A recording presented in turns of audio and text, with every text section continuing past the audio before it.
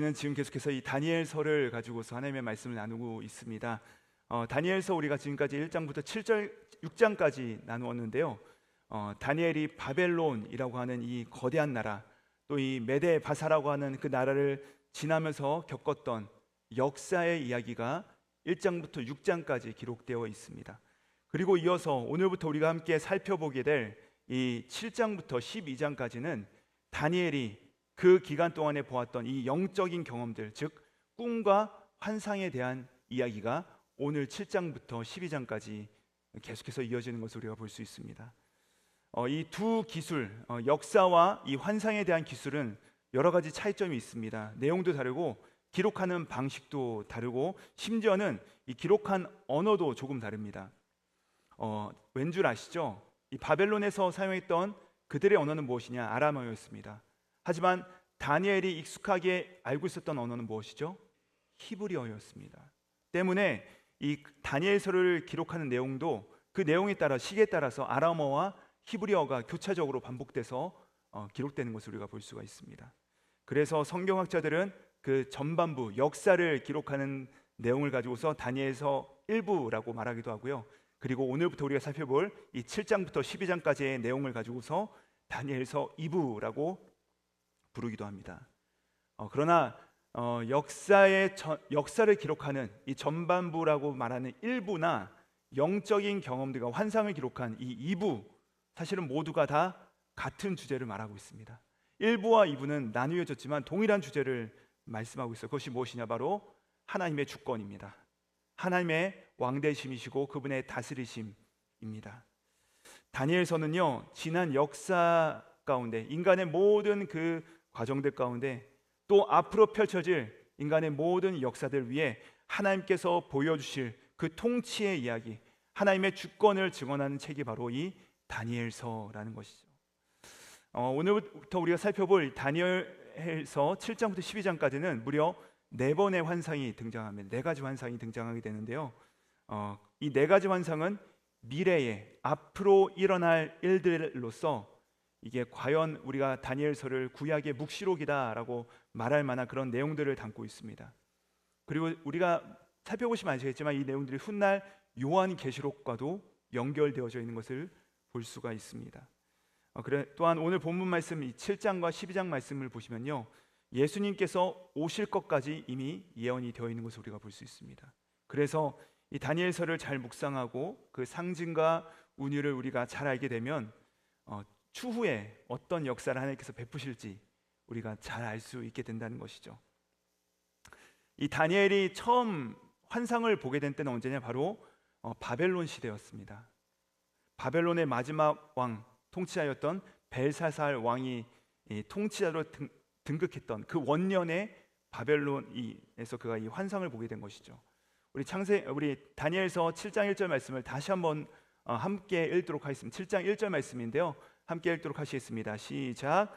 바벨론 벨사살 왕 원년에 다니엘이 그 침상에서 꿈을 꾸며 머릿속으로 환상을 받고 그 꿈을 기록하며 그 일의 대략을 진술을 하니라. 아멘. 이 7장 1절에 나오는 이 벨사살 왕, 여러분 벨사살 왕 누군지 아시죠? 여러분 잘 아시는 것처럼 우리가 지난번에 살펴본 5장에 나왔던 그 왕입니다. 귀족 1000명을 모아놓고 나서 거기서 파티를 열고 술에 취해 있던 그 사람, 하나님을 모독했던 그 사람, 아버지의 후광을 입어 왕위에 등극했던 그 사람이 왕위에 올랐던 그 원년에 하나님께서 다니엘에게 꿈을 보여주십니다. 근데 어떤 꿈이었냐? 그것이 바로 이어지는 2절과 3절 말씀에 있는데 이 대략적인 스케치가 나와요. 우리 함께 2절 3절 말씀, 그 꿈이 무엇인지 함께 살펴보도록 하겠습니다. 시작. 다니엘이 진술하여 이르되 내가 밤에 환상을 보았는데 하늘에 네 바람이 큰 바다로 몰려 불더니 큰 짐승 넷이 바다에서 나왔는데 그 모양이 각각 다르더라. 아멘. 다니엘이 본 환상, 이 꿈은 어떤 꿈이 나왔습니까? 큰 바다를 보았는데 사방에서 바람이 불어오더라. 이것이 바로 다니엘이 봤던 환상의 큰 그림이었습니다. 그런데 이 다니엘서와 요한계시록, 또 이 유다인들이 생각할 때 바다 하면 그들의 마음 가운데 떠올랐던 그 상징이 있어요. 바다가 어떤 상징이었냐면 바로 이 세상, 어두움, 그런 이미지가 그들의 마음 가운데 있었습니다. 바다를 생각하면. 또한 여기 보시면 동서남북이라고 3절에 나오는데요. 그것은 단순히 이 네 방향, 동과 서와 남과 북을 의미하는 것이 아니라 전 세계를 의미하며 상징하는 것이었습니다. 마치 이런 것과 같죠. 우리가 세븐 하면은 보통 우리 마음에 뭐가 떠오르죠? 럭키 세븐 이렇게 떠오르죠. 저만 그러나요? 우리나라 분들은 또 4 이러면 어떤 게 떠오르죠? 죽을 사. 그런 걸 믿으시나요? 안 믿으시죠? 이렇게 크게 웃으시죠? 네. 그래서 심지어 우리나라의 빌딩에 가서 엘리베이터 타면은 뭐가 없어? 뭐가 없죠? 4층이 없습니다. 거기 뭐가 써 있어요? F라고 써 있습니다. For F라고 써 있습니다. 근데 유대인들도 마찬가지입니다. 바다 하면 세상, 어두움, 그것이 바로 그들의 머릿속에 떠올랐던 이미지였고요. 동서남북 하면 사방만을 의미하는 것이 아니라 전 세계, 이 전 세계에서 바람이 불러왔다라고 성경에서 말씀하고 있죠. 그러니까 다니엘이 꿈을 꿨는데 큰 바다, 세상 전 온 세계로부터 바람이 불어온 것을 그가 본 것입니다. 근데 그 바다에서 3절에 보니까 큰 짐승 넷이 올라온 것을 보는데 각각 그 모양들이 달랐다라고 묘사되어 있습니다. 어떤 짐승이 올라왔는가? 그것이 바로 4절부터 8절까지 나와 있는데요.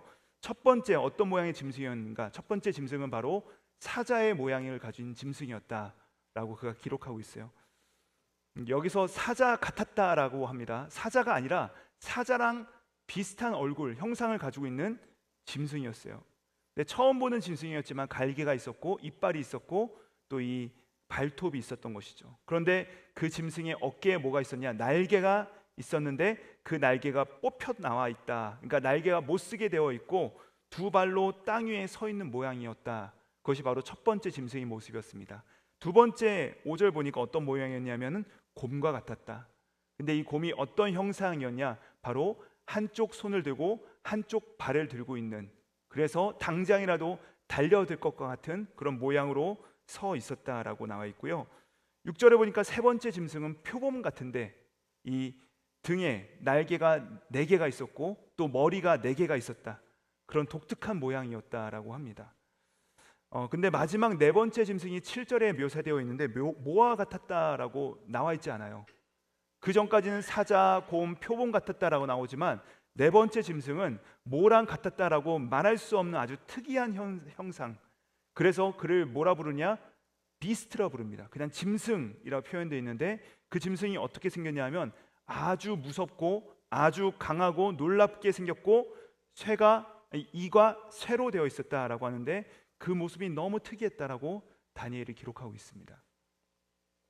그런데 이 네 짐승이 나왔는데 8절 이하를 보니까 이 네 번째 짐승, 괴물 같은 짐승이 뿔이 10개가 올라왔는데 아주 날카로운 뿔들이 올라왔고요. 근데 그 중에서 10개의 뿔이 먼저 올라왔지만 맨 마지막에 11번째 뿔이 조그맣게 솟아오릅니다. 그리고 그 작은 뿔이 그 앞에 먼저 올라왔던 10개 뿔 중에 3개의 뿔을 딱 뽑아버립니다. 그리고 이 마지막 솟아오른 뿔이 아주 사납게 사람들을 해코지하고 짓밟고 통치하였다라고 말씀하고 있습니다. 이것이 바로 짐승들을 통해서 우리 가운데 보여준 다니엘의 환상입니다. 네, 여러분, 이게 다가 아닙니다. 다니엘서 7장을 보면서 우리는 보통 이 짐승 이야기에 집중을 하시는데요, 다니엘이 봤던 이 첫 번째 환상의 결론은요, 이 마지막에 솟아오른 이 뾰족한 뿔이 아니라 그 다음에 이어지는 이야기들입니다. 그것이 바로 결론인데 우리 함께 이어지는 9절과 10절 말씀인데요, 함께 읽어보도록 하시겠습니다. 9절 10절 말씀 함께 있습니다. 시작. 내가 보니 왕자가 놓였고 옛적부터 항상 계신 이가 좌정하셨는데 그의 옷은 희기가 눈 같고 그의 머리털은 깨끗한 양의 털 같고 그의 보좌는 불꽃이요 그의 바퀴는 타오르는 불이며 불이 강처럼 흘러 그의 앞에서 나오며 그를 섬기는 자는 천천히요 그 앞에서 모셔선 자는 만만이며 심판을 베푸는데 책들이 펴 놓였더라. 여러분, 이게 핵심입니다. 이게 핵심이, 이 부분을 놓치면 안 됩니다. 다니엘서에 아무리 무시무시한 이 짐승들이 나온다 할지라도 그 바다에서 짐승들이 올라왔다고 했잖아요. 그것을 보면서 야, 망측하고 기괴하니까 우리의 마음과 눈이 보통 거기에 쏠려 버립니다. 그런데 다니엘은요 지금 바다를 보고 있지 않습니다. 다니엘은 바다를 보지 않고 다시 눈을 듭니다. 9절 말씀 보시면요, 이 9절에 하늘이란 표현은 나오지 않아요. 하지만 내가 위를 눈을 들어 보았다, 내가 보니 라고 말하고 있어요. 근데 그 보니, 거기에 뭐가 있어요? 보좌가 있는데, 근데 그 보좌에 누가 앉아 계십니까? 옛적부터 항상 계시니. 누구십니까? 옛적부터 항상 계시니. 유대인들은 하나님의 이름을 감히 망령되이 일컫지 못하여서 여러 가지 표현을 하는데, 그 중에 한 가지 표현이 바로 옛적부터 항상 계시니, 하나님, 주권자 하나님을 표현하고 있는 것이죠. 하나님께서 그 보좌 위에 딱 앉아 계신 것입니다. 그리고 그 주변에 천군 천사들이, 천천과 만만의 천사들이 둘러서 그 보좌는 번쩍이며 불이 나오고 또 생수가 흘러나오며 하나님 옆에는 심판하는 심판책이 있었더라. 즉 이것이 바로 다니엘이 첫 번째로 본 환상, 이 세상의 짐승들도 그가 보았습니다. 그렇지만 동시에 하늘 보좌도 그가 바라본 것입니다. 그리고 나서 어떤 환상이 이어지냐면 11절과 12절 보니까 이 보좌를 향해서 아까 말씀드렸던 네 번째 짐승, 그 뾰족한 뿔을 가지고 있던 이 짐승의 11번째 뿔이 입이 달려있는데, 입을 열어서 하나님을 대적합니다. 하나님을 모독하고 하나님을 핍박합니다. 그러다가 어떻게 됩니까? 그 작은 뿔이 결박을 당하고 뽑힘을 당하고 땅에 던지움을 받게 됩니다. 자, 그리고 나서 이어지는 내용이 바로 13절과 14절 내용인데, 우리 그 내용도 함께 읽어보도록 하겠습니다. 13, 14절 말씀 함께 있습니다. 시작. 내가 또 밤중에 환상 중에 보니 인자 같은 이가 하늘 구름을 타고 와서 옛적부터 항상 계신 이에게 나아가 그 앞으로 인도되매 그에게 권세와 영광과 나라를 주고 모든 백성과 나라들과 다른 언어를 말하는 모든 자들이 그를 섬기게 하였으니 그의 권세는 소멸되지 아니하는 영원한 권세요 그의 나라는 멸망하지 아니할 것이라. 아멘. 하늘 환상 중에 또 다른 장면이 있는데, 이 하늘의 권세를 잡으신 하나님, 이 옛적부터 계신 이가 이 11번째 뿔, 하나님을 대하여서 떠들고 독하게 하나님을 모독하는 이 뿔을 딱 결박하시더니 13절에 보니까 여기도 한 표현이 등장하는데, 인자 같으신 이가, 인자 같으신 이가 옛적부터 계신 이에게 나와왔다, 구름을 타고 나왔다라고 합니다. 그랬더니 그 하나님께서 그 인자 같은 이에게 무엇을 주십니까? 나라와 권세와 영광을 주고 모든 나라 열방이, 백성들이 그 인자와 같은 이와 함께 영원한 나라를 이룰 것이다. 이것을 말씀하고 있습니다. 여러분, 질문 드립니다. 여기서 은유적으로 표현하고 있는 이 인자와 같은 이가 누구십니까? 다니엘은 몰랐습니다. 다니엘은요 무려 500년 후에나 이루어질 일들을 그가 본 것이에요. 육신을 입고 예수님께서 이 땅 가운데 오실 일을 그 다니엘은 몰랐죠. 근데 여러분, 마태복음 24장에서 예수님께서 뭐라 말씀하시죠? 너희가 말세에 인자 같은 이가 구름 타고 올 것을 볼 것이다.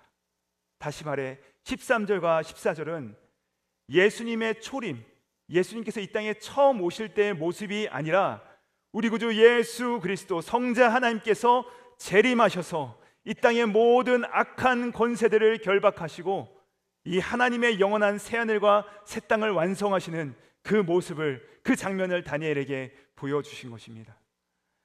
다니엘은요 이 7장에서 본 그의 첫 번째 환상은요, 바다에서 이 네 마리의 짐승들이 올라오는 것과 하나님의 보좌 앉아 계신 것, 그리고 최후의 최종의 마지막에 완성될 그 예수님의 재림까지의 시간을, 인류의 모든 역사를, 굉장히 긴 시간들을 빠르게 마치 영화처럼 쭉 한꺼번에 살펴보게 된 것이죠. 자, 이렇게 선명한 환상을 본 다니엘은요 깊은 번민과 근심에 빠지게 됩니다. 여러분, 계시를 받는다고 하는 것은 굉장히 위험한 일입니다. 우리 가운데 계시가 주어진다는 것은요 굉장히 어려운 일이에요. 모르고 살면 편합니다. 모르고 살면 우리의 마음이 가뿐하죠. 그러나 계시를 받고 이 세대와 이 시대가 어떻게 될지를 꿰뚫기 보는 시대부터 우리의 마음 가운데 번민과 근심이 찾아오기 시작하는 것입니다. 2차 세계대전이 끝나고 나서 수많은 젊은이들이 방황할 때 프란시스 셰퍼라는 신학자가 일어나서 그들에게 하나님의 말씀을 가르치고 하나님의 말씀에 따라 살아야 된다라고 설파하기 시작합니다. 그러면서 그분이 썼던 아주 대표적인 저서 중에 하나가 무엇이냐? 그러면 우리는 어떻게 살 것인가? How shall we then live? 이런 책을 썼어요. 여러분, 근데 이 제목이요, 이 질문이 계시를 받은 사람들에게 반사적으로 나오는 질문이라는 것입니다. 모르고 눈 감으면 살면, 모르면 모르는 대로 살면 되지. 뭐 그런 게 하나하나 다 따지면 살아. 인생 뭐 있어? 즐기면서 살면 되는 거지. 내 마음대로 살면 되는 거지. 여러분, 이것은요, 계시가 없는 세상, 계시를 모르는 세상 사람들이 사는 방식이라고 한다면, 하나님의 계시, 하나님께서 열어주신 이 세상을 올바르게 바라보는 사람들은 어떻게 생각합니까? 그러면 우리는 어떻게 살 것인가? 그러면 우리는 어떻게 살 것인가? 이런 고민이 찾아오게 된다는 것입니다. 다니엘은요, 이런 고민에 빠져들기 시작합니다. 근데 여러분, 참 놀라운 것은 다니엘은요, 이 고민을 그냥 가슴속에 번민으로 두지만 않습니다. 그는 곧바로 하나님의 보좌 앞으로 나아가 그의 번민과 질문을 가지고 주님께 아뢰기 시작합니다. 저는요, 이 은혜가 저와 여러분의 있기를 주님으로 축복드립니다. 우리는 다 몰라요. 우리는 살다 보면 여러 가지 질문과 여러 가지 문제들을 봉착하게 됩니다. 여러분, 바라기는 이때마다 질문하시길 바랍니다. 이때마다 아뢰시기 바랍니다.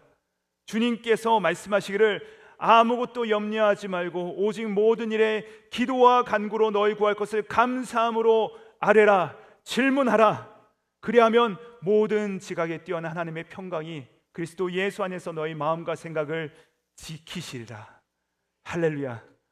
여러분, 우리에겐 이 질문할 수 있는 권한이 있다는 것입니다. 우리에겐 질문할 수 있는 대상이 있다는 것입니다. 아버지라고 부를 수 있는 분이 우리와 함께 하신다는 것입니다.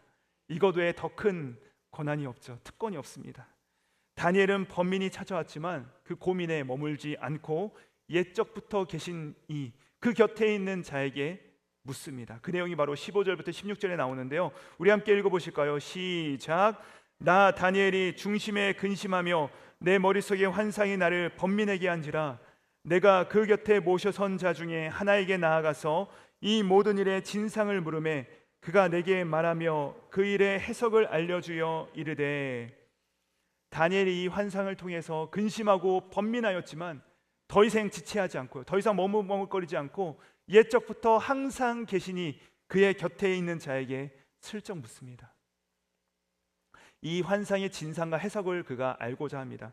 근데 여러분, 이 부분에서요, 바로 여기서 우리가 슬쩍 넘어갈 수 있는 구절 같지만 저는 여기서 우리 사랑하는 성도님들과 함께 말씀을 나누기 위해서 묵상하면서 이전에는 그냥 지나쳐갔던 하나의 묵직한 메시지를 발견하였습니다. 무엇이냐면 바로 16절에 나오는 그 곁에 모셔 선 자들 중 하나에게. 우리는 이 부분에 집중해 보아야 합니다. 여기에 주목해 봐야 됩니다. 여러분, 이 짧은 구절이 우리 가운데 무엇을 말씀하고 있습니까? 바로 이 바다에서 일어나는 이 기괴한 장면들, 짐승들이 올라오는 이 장면, 그 장면을 바라보는 이가 다니엘 혼자가 아니라는 것을 우리 가운데 말씀하고 있는 것입니다. 제가 이전까지는 이 본문을 그냥 지나갔습니다. 그런데 여러분과 말씀을 나누면서 읽다가 보니까 16절에서 제 시선이 딱 멈췄습니다. 이 어두운 바다, 이 막막한 세상, 정말 회개한 일들이 일어나고 있는 짐승이 올라오는 이 이야기, 이 현상을 나만 보고 있는 것이 아니구나. 이 어두운 바다에서 일어나는 회개망측하고 이 기괴한 일들을 함께 지켜보고 계신 분이 우리 가운데 계시구나. 하늘 보좌에서 불꽃 같은 눈으로 이 땅을 바라보고 계신 분, 그분이 보고 계셨습니다. 우리만 보고 있는 것이 아니었습니다. 그래서 욥은 이 사실을 욥기 34장 21절에서 뭐라고 고백합니까? 그는 사람의 길을 주목하시며 사람의 모든 걸음을 감찰하신다라고 말합니다. 하나님께서 저와 여러분을 보고 계시다는 것입니다. 그리고 역대하 16장 9절에서 선견자 하나님은 이렇게 선언합니다. 여호와의 눈은 온 땅을 두루 감찰하사 전심으로 자기의 향한 자들을 위하여 능력을 베푸시나니. 여러분, 이 사실이 우리에게 희망과 또 기쁨을 주지 않으십니까? 살아가다 보면요, 억울할 때가 많아요. 살아가다 보면 괜한 누명을 쓰고 미움을 받고 많은 사람들로부터 함정을 파서 나를 빠뜨리려고 하는 이런 상황을 우리가 겪고 난다는 것입니다. 그럴 때 이 어려운 일, 이 기괴한 일, 이 회개망측한 일을 나 혼자 겪고 있다 생각하며 낙심되고 슬프고 외로울 텐데, 그러나 전도자가 그의 지혜의 모든 말씀을 다 작성하고 전도서를 마무리하며 12장 마지막 절에서 그가 뭐라고 얘기합니까? 하나님께서 모든 행위와 모든 은밀한 일을 선악간에 심판하시리라. 아멘. 이것이 우리의 소망입니다. 하나님께서 우리를 바라보고 계십니다. 하나님께서 우리의 일거수일투족을 집중해 보고 계십니다. 우리의 억울함을, 우리의 답답함을, 우리의 신음을, 당신의 눈물을, 우리의 눈물을 당신의 눈물병에 하나하나씩 담고 계시다는 것입니다. 그것이 성경이 우리 가운데 증언하고 있는 말씀이죠. 다니엘은요, 그 번민되고 복잡했던 현상을 바라보고 계시는 그 하나님을 본 것입니다. 그 옆에 있는 천사에게 그리고 나서 이 일의 해석과 진상에 대해서 묻기 시작합니다. 그런데 돌아온 대답은 너무나도 간단했어요. 우리 17절 18절 말씀 같이 한번 읽도록 하시겠습니다. 시작. 그 내 큰 짐승은 세상에 일어날 내 왕이라. 지극히 높으신 이의 성도들이 나라를 얻으리니 그 누림이 영원하고 영원하고 영원하리라. 아멘. 여러분, 혹시 펜이 있으시면 이 17절과 18절 말씀에 별표를 치시기 바랍니다. 이 17절과 18절 말씀은요, 다니엘 7장에 나오는 환상을 아주 간략하게, 아주 확실하게 요약한 두 절의 해석입니다. 자, 17절 무엇입니까? 바다에서 일어나는 왕들에 대한, 이 짐승들에 대한 해석입니다. 근데 그 짐승을 뭐라고 말하죠? 왕이다 라고 얘기하죠. 근데 여러분, 여기서 왕이라고 하는 것이 뭐 느부갓네살 왕, 벨사살 왕, 뭐 세종대왕, 이런 한 사람의 왕을 지칭하는 말이 아니라 나라 혹은 세대, 그 역사적 단락을 말하는 것입니다. 그것을 왕이다라고 표현한 것입니다. 이 근거를 좀 이따 제가 다시 한번 말씀드리겠습니다. 그러니까 이 내 짐승은 앞으로 일어나게 될 제국들, 앞으로 펼쳐질 역사의 단락들을, 그 사건들을 아주 간략하게 모아놓은 사건들을 보여주고 있는 것이죠. 그렇다면 다니엘에게 있어서는 이 사실 이 네 왕들이 새로운 해석이 아닙니다. 새로운 환상이 아니에요. 왜요? 다니엘이 이미 무엇을 봤어요? 다니엘은 왜냐하면 이 느부갓네살 왕이 꿈을 꾼 것을 해석한 자입니다. 금신상이 선 것을 보았고 꿈을 꿨고 그것에 대해서 해석한 자가 바로 이 다니엘이죠. 머리, 가슴, 팔, 배와 장단지, 종아리와 발, 이 다니엘은 이미 이 4개의 나라와 5개의 시대가 지나간 것을 보고 해석했던 자가 바로 이 다니엘이었습니다. 그러니까 결론적으로 말씀드리자면 이때부터 하나님께서는 앞으로 이제 7장의 환상과 8장의 환상, 9장 환상, 이렇게 쭉쭉쭉 모든 환상들을 보여주시는데, 앞으로 펼쳐질 4가지 환상들은요, 새로운 환상을 보여주는 것이 아니라 이전에 하나님께서 이미 보여주셨던 그 금신상에 대한 환상들을 다른 각도로, 다양한 관점들로 보여주고 있는 환상들이라는 것이죠. 즉 모든 환상의 주제는 동일합니다. 하나님의 나라와 그분의 영원한 승리, 하나님의 주권을 우리 가운데 말씀하고 있다는 사실입니다. 그러니까 다니엘은 이 짐승들은 이 세상의 역사, 이 세상의 그림이라는 것을 그가 알게 된 것이죠. 하지만 여러분, 다니엘의 탁월함은 여기서 그치지 않습니다. 그 중에서 가장 기괴한 짐승, 이 4번째 짐승, 이 마지막 짐승, 그가 그 마지막 짐승에 대해서 궁금한 점이 생기게 된 것이죠. 그래서 이 7장 환상을 보고 다니엘이 멈추지 않고 2번째 질문을 합니다. 그것이 무엇이냐? 바로 그 마지막 4번째 짐승이 무엇입니까? 그 짐승이 말씀하고 있는 바가 무엇입니까? 라고 그가 질문을 합니다. 그것이 바로 19절부터 22절에 나오는 말씀인데, 내용인데, 다니엘은 그 4 짐승이 앞으로 일어날 역사다라는 해석을 듣고 마지막에 그 괴상하게 생긴 그 네 번째 짐승에 대해서 질문을 해요. 여러분, 이게 왜 다니엘의 특별한 점입니까? 왜 그의 탁월함입니까? 여러분 보세요. 마지막 이 하나 네 개의 짐승이 있는데 다 세상의 역사들에 대한 이야기라 말씀드렸습니다. 그러면 이 네 번째 짐승이 시사하는 바는 무엇이죠? 세상의 마지막 역사입니다.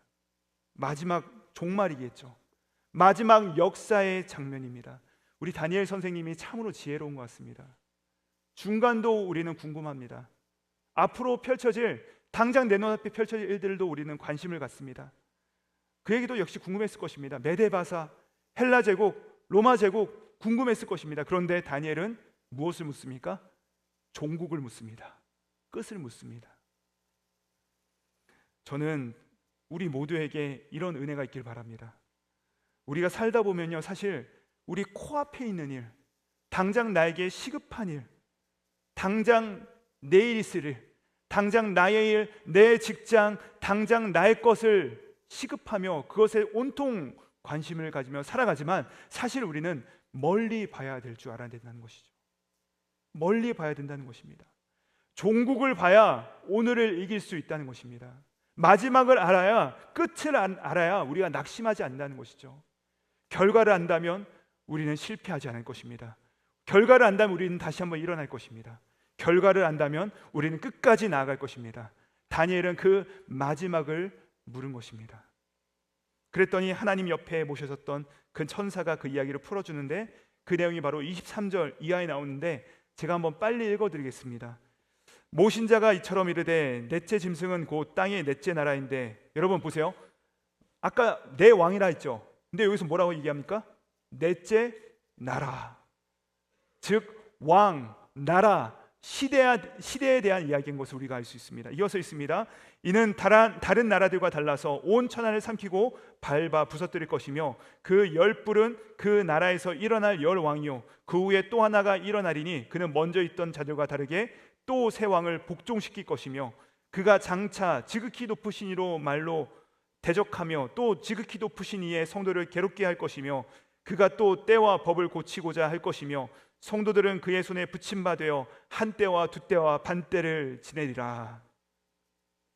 여러분, 이 짐승들이 나라, 시대라는 것을 우리가 이제 알게 되었습니다.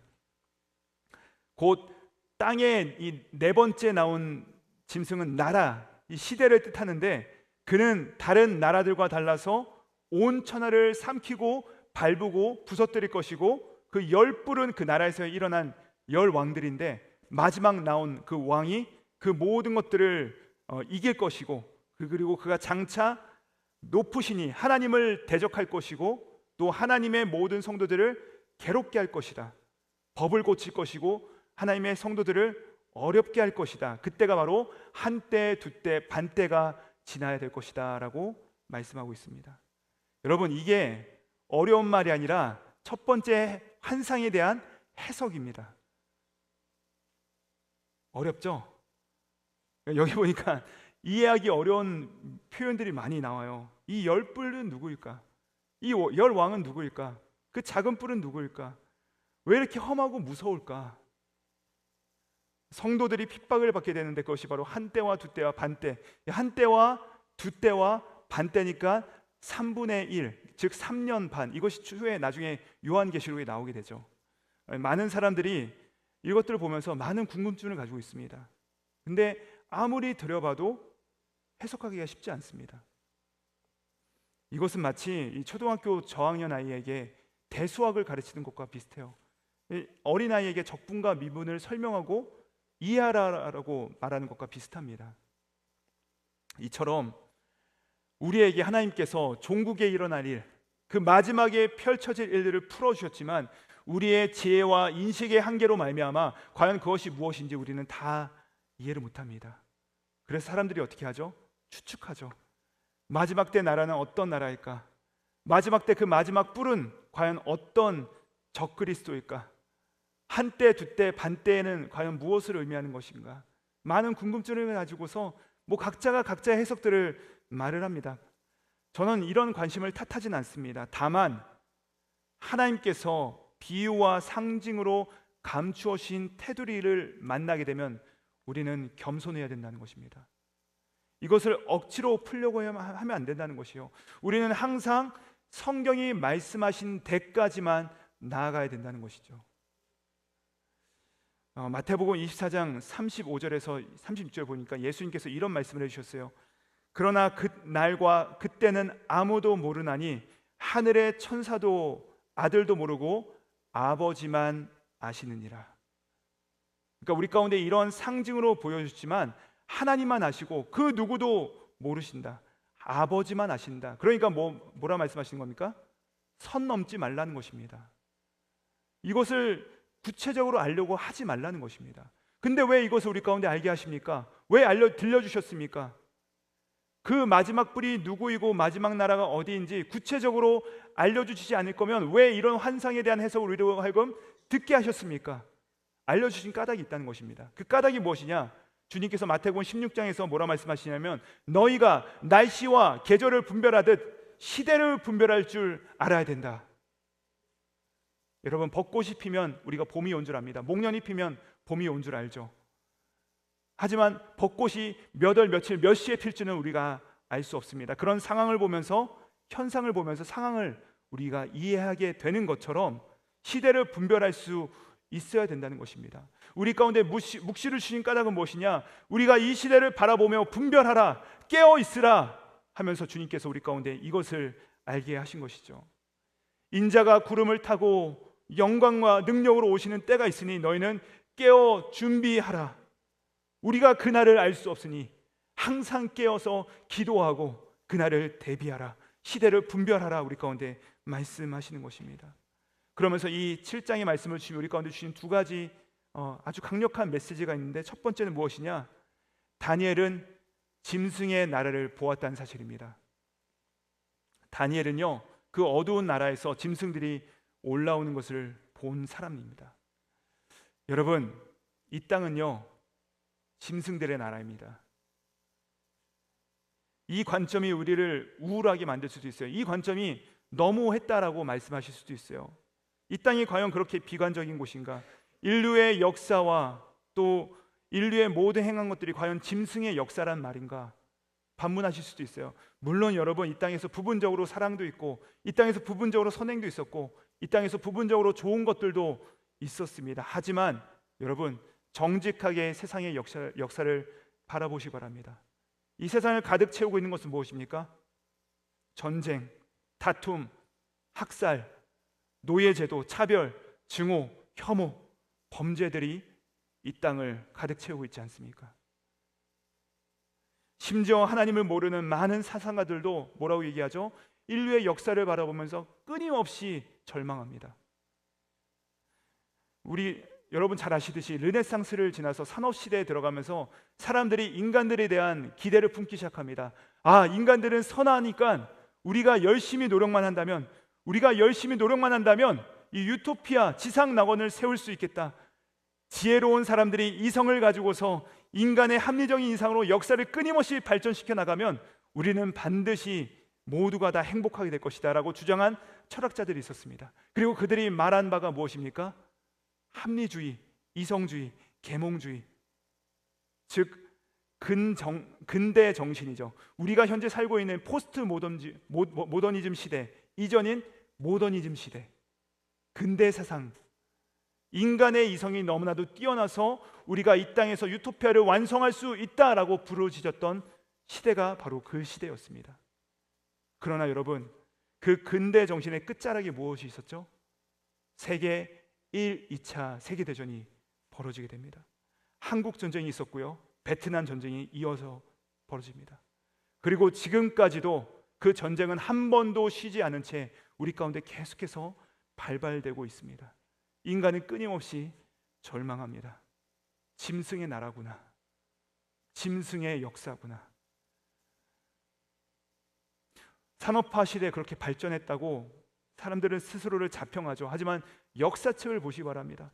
10살도 되지 않은 아이들이 그 기계 곳곳에 손이밖에 손이 안 들어가니까 그 아이들을 데려다가 거기를 닦게 하고, 그걸 닦지 않으면 먹을 수도 없는 그런 연약한 아이들 데려다가 공장에 들어가게 하고 그들을 마음껏 24시간 돌렸던 그 시대, 그리고 그 아이들과 노동자들을 해방시키겠다고 나온 것이 바로 공산주의였는데, 그 공산주의로 말미암아 수많은 학살과 냉전 시대를 열게 되고, 그 냉전 시대를 지나면서 수많은 학살 무기와 핵무기, 지금도 지구를 수십 번 없앨 수 있는 그런 끔찍한 어마어마한 무기가 우리 가운데 생산되었지 않았습니까?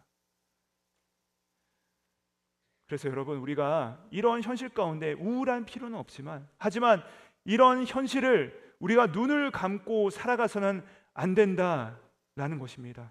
특별히 우리 크리스찬들은 이 시대를 바라보며 분별할 줄 알아야 된다는 것이죠. 이 다니엘서 7장을 통해서 우리 가운데 던져지는 메시지 무엇입니까? 짐승의 나라다, 짐승의 역사다. 그러므로 깨어라, 정신 바짝 차려라. 여러분, 나의 일신이 행복하고 내 연봉이 조금 오르고 내 비즈니스가 조금 잘 나가고 내 가족과 내 일신의 별탈이 없이 살아간다므로 말미암아 이 땅이 마치 나에게 천국처럼 느껴지게 된다면 우리는 어느샌가 짐승에 사로잡히게 될 것이란 말씀이라는 것입니다. 사실 여러분, 저는요, 좀 외람된 말씀인데 요즘 참 좋습니다. 저는 예전보다 지금이 제 개인적 인생에 있어서 너무나도 행복해요. 참 감사한 일이 많습니다. 그런데 여러분, 저는 지금 좋지만 지금을 천국이라 생각하지 않습니다. 더 좋은 날이 있을 것입니다. 더 완전한 날이 있을 것입니다. 저는 그 현재의 좋은 것을 다 내려놓고 더 좋은 것을 취할 그 하나님의 영원한 나라와 새 하늘과 새 땅을 기대하며 나아갑니다. 그것이 바로 저의 유일한 소망입니다. 저의 요즘의 갈망입니다. 사랑하는 여러분, 과연 우리는 무엇을 갈망합니까? 무엇을 바라보고 있습니까? 바라고 소망하기는 우리가 함께 다시 한번 이 짐승의 나라를 바라보는 것이 아닌 저 영원한 하나님의 나라를 소망하시면서 그 나라를 위하여서 달려나가시는 우리 모두가 되시기를 주님으로 축복드립니다. 두 번째 메시지는 무엇입니까? 다니엘 이야기의 25절에서 마치는 것이 아니라 26절과 그 이하의 말씀이 있는데, 우리 26절, 27절 말씀 같이 한번 읽어보도록 하시겠습니다. 시작. 그러나 심판이 시작되면 그는 권세를 빼앗기고 완전히 멸망할 것이요, 권세와 온 천하 나라들의 위세가 지극히 높으신 이의 거룩한 백성들에게 붙임받으리니 그의 나라는 영원한 나라이라. 모든 권세 있는 자들이 다 그를 섬기며 복종하리라. 아멘. 이 다니엘서 7장이 우리 가운데 던져주는 메시지가 뭐냐 하면, 그러나 심판이 시작되면 그 마지막이 우리 가운데 반드시 있다는 것입니다. 완성될 나라가 우리 가운데 임하게 될 것이라는 것이죠. 그때는 이 세상의 권세는 빼앗기게 될 것이고 완전히 멸망하게 될 것이고, 그 마지막 날, 그 독하고 공포스럽고 우리로 하여금 서로 분노하게 하고 증오하게 하고 우리로 하여금 서로 죽이게 하는 이 증오의 영은, 이 악한 영은 완전히 멸망하게 될 것이다 라는 것을 선포하고 있다는 것입니다. 그러면 그리고 난 27절 보니까 나라와 권세와 온 천하 나라들의 위세가 지극히 높으시니, 즉 하나님의 백성들에게 붙여질 것이다 말씀하고 있습니다. 그러므로 이것이 나중에 추후에 어디로 이어지죠? 요한계시록에 이어지죠. 마지막 때 백보자 심판 때 심판하시는 하나님 옆에서 하나님과 하나님의 백성들이 함께 이 땅을 심판하게 될 것이다. 이 다니엘서가 우리 가운데 던져주는 아주 짧고 굵은 메시지, 이 네 번째 나라가 끝이 아니라, 이것이 완성이 아니다, 하나님께서 완성하시는 영원한 나라가 우리 가운데 있다, 이것을 우리 가운데 말씀하고 있습니다. 그리고 그 심판이 시작되면 세상의 권세는 영원히 멸망하게 될 것이요, 나라와 권세와 영광이 하나님의 백성들에게 붙여져서 우리가 모든 것을 완성할 것이다. 이것이 바로 우리 가운데 말씀하시는 다니엘서의 우리 가운데 주시는 희망의 메시지라는 것입니다. 우리 함께 마지막 한 절 읽고 마치도록 하시겠습니다. 우리 28절 말씀인데요, 우리 이 말씀 함께 읽고 마무리하도록 하겠습니다. 함께 읽습니다. 시작. 그 말이 이에 마치지라. 나 다니엘은 중심에 번민하였으며 내 얼굴빛이 변하였으나 내가 이 일을 마음에 간직하였더라. 여러분, 다시 한번 말씀드립니다. 계시를 알게 되면 부담됩니다. 이것을 알면 그러면 나는 어떻게 살 것인가, 이런 진지한 질문들을 우리는 던지게 됩니다. 다니엘도 그랬습니다. 이 환상을 본 순간 그는 번빈합니다. 근심합니다. 그날 여러분, 마지막에 이 말씀이 어떻게 끝납니까? 그러나 나 다니엘은 이 말씀을 마음에 간직하였다. 사랑하는 여러분, 우리는 다 알 수 없습니다. 우리는 때로는 부담도 되죠. 때로는 억울하기도 합니다. 그러나 하나님의 영원한 승리의 언약이 우리 가운데 있으심을 기억하시는 저와 여러분 되기를 주님의 이름으로 축복드립니다. 그것을 가지시고 세상을 이기고 이 짐승들의 나라 가운데 하나님의 나라를 선포하시며 함께 동역하시며 나아가시는 우리 귀한 KC교회 귀한 성도님들 되시기를 우리 구주 예수님의 이름으로 축복드립니다. 함께 기도하겠습니다. 하나님, 우리에게 영적인 눈과 믿음의 눈이 열리게 하여 주시옵소서. 비록 우리가 이 땅에 살면서 우리의 눈은 이 세상의 그 기괴한 짐승들의 모습을 목격한다 할지라도 우리의 영적인 눈은 하늘을 향하게 하여 주시며 옛적부터 항상 계신 이의 보좌와 그의 심판책과 인자 같은 이가 구름을 타고 오셔서 이 땅을 완성하시며 영원한 승리, 이긴 자의 소망을 주실 것이라는 결말을 우리가 보게 하여 주시옵소서. 그래야 우리는 비록 이 땅에 살지만 천국 시민으로 살아가게 하시고 이미 이겼다라는 사실을 알게 하여 주시고 이긴 자의 소망을 가지고 천국 백성으로서 이 종말 신앙을 가지고 살아갈 수 있는 당신의 거룩한 백성들 되게 하여 주시옵소서. 감사드리며 십자가 위에서 이미 승리하신 우리 구주 예수 그리스도를 받들어 기도드립니다. 아멘.